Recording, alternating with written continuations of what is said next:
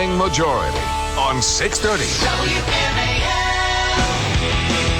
6:07 on WMAL. Good Tuesday morning in Washington, D.C. Brian, even Tony Blankley in this morning. Good morning. Great to have you again. Coming up about a half hour from now, Cully Stimson will join us, former Deputy Assistant Defense Secretary for Detainee Affairs. Did Gitmo and enhanced interrogation help us lead us to Bin Laden? Lieutenant General Tom McInerney joins us about an hour from now at 7:07, and ABC's Jake Tapper coming up at 7:36. Right now, we're pleased to be joined by Michael YON, who is a war correspondent in Iraq and Afghanistan, been reporting there, writing books on these wars for about 7 years. He's also a former Green Beret. Michael, first of all, I'd like to get your reaction, your take on finding Bin Laden finally and killing him. That's really good news. I was in the gym, actually, and I got a message that came in, and I just left the gym immediately and started, contacting friends and contacts, and everybody was quite happy. At first, I was a little bit in disbelief because I wanted to see some proof, but although we haven't seen the body, we've seen enough evidence insofar as, the president wouldn't come out and announce that right in front of the military if it weren't true.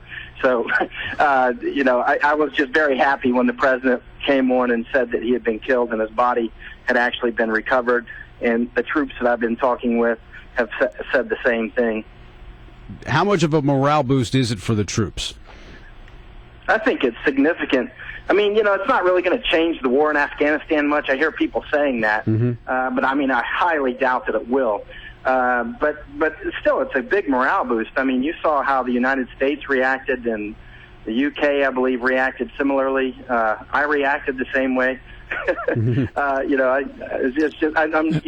the troops were quite happy. I was starting to get emails from friends that are still in uniform and veterans, and everybody was happy. Michael, I'm interested. This is Tony Blankley. I'm interested in when we talk about the morale. I know you've written critically of rules of engagement in the past.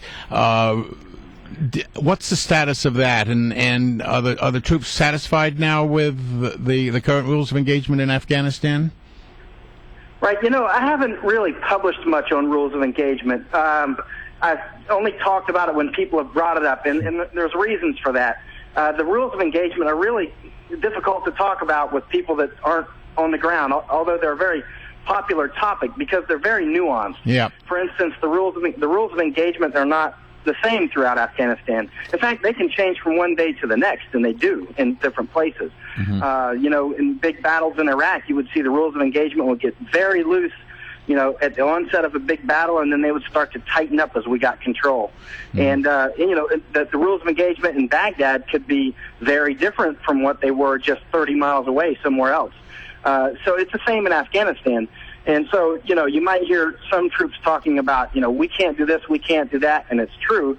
But troops somewhere else, it's almost a free fire zone. It's not free fire. Yeah, no, I understand. They're very disciplined. You know what I'm saying? But they do have a lot more discretion. Well, how do the troops feel about the new spring offensive of Taliban? Are they looking forward to engaging? Are they sort of braced? What's the mood currently? Well, everybody knows there's going to be big fighting because that's just the way it works in Afghanistan. The opium harvest is in now, mostly in, depends on where you're at, but it's mostly in. And so that's, when the harvesters go home, chill out for a week or so, and get ready to fight. Literally, that's the way it goes.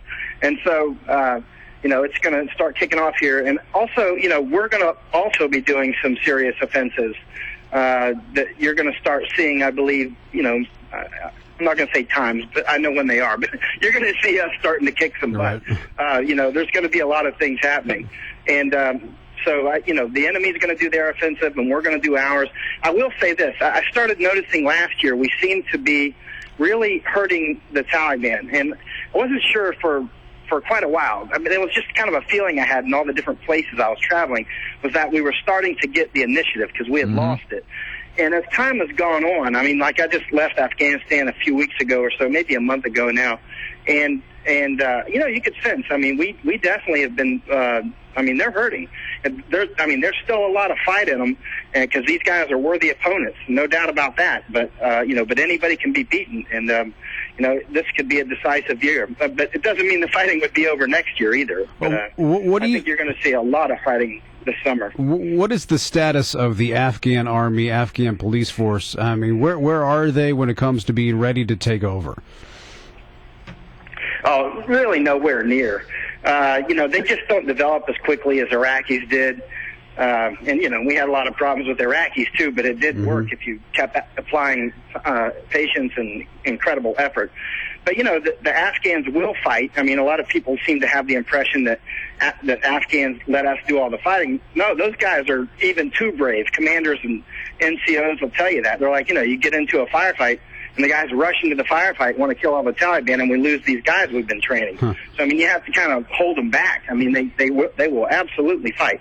But, it's just a process that's going to take many, many years. I mean, you got to look at this in terms of decades. Certainly not at the amount of expenditure that we're putting in now. We could never afford it, and we never would afford it. But, if we can get them up on their feet to a point where we can mostly pull back and do much lower level support, then I will have called, what's a success? We poured a lot of money in there, a lot of blood. But we can stand them up so that they do have, some central government. But you're talking a 100-year process here. Let me ask you a question. My sense is that the first policy fight we're going to have coming out of this Bin Laden killing is going to be some people are going to be arguing now we can get out of Afghanistan. I don't think that his life or death, is relevant to that discussion. But do you think that there's any way in which the people who are going to make that argument can point to Bin Laden's death as a justification for a faster withdrawal? Well, I've been reading a lot of stories today, and even yesterday, people already were saying that. So I have, there are a lot of opinions out there already that it's time to go. But like you said, I mean, I think you're right on target. It really is pretty somewhat irrelevant to the Afghan war. I mean, that's how we got in there, but the Taliban the Al-Qaeda, there is certainly a presence in eastern Afghanistan of Al-Qaeda.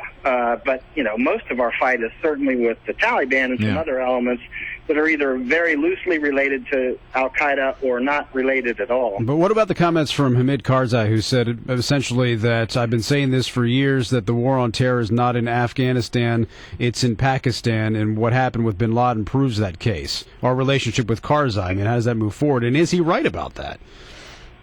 Well, as crazy as Karzai is, I mean, he's right sometimes, too, and we can all see it. We can see it for what it is. I mean, he's clearly right that, Pakistan is the proximate cause of many of the major problems. I mean, they are, an unbelievable. Look how close.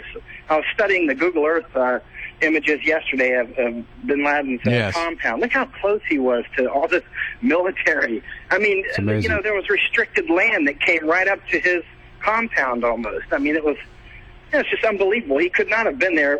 When you travel in these parts of the world, let's say in a place like New York or Germany, you could live in a place like that for years and nobody would know who you are because people mind their own business. But in Asia, where I've spent years, they don't mind their own business. You're not, you're not going to be able to stay there without drawing attention. It's like small town America used to be, where everybody knew everybody's activities. Let me ask you. You were talking about the morale of our troops, doubtlessly improved by getting Bin Laden. How do you think the morale of the Taliban will be affected by this?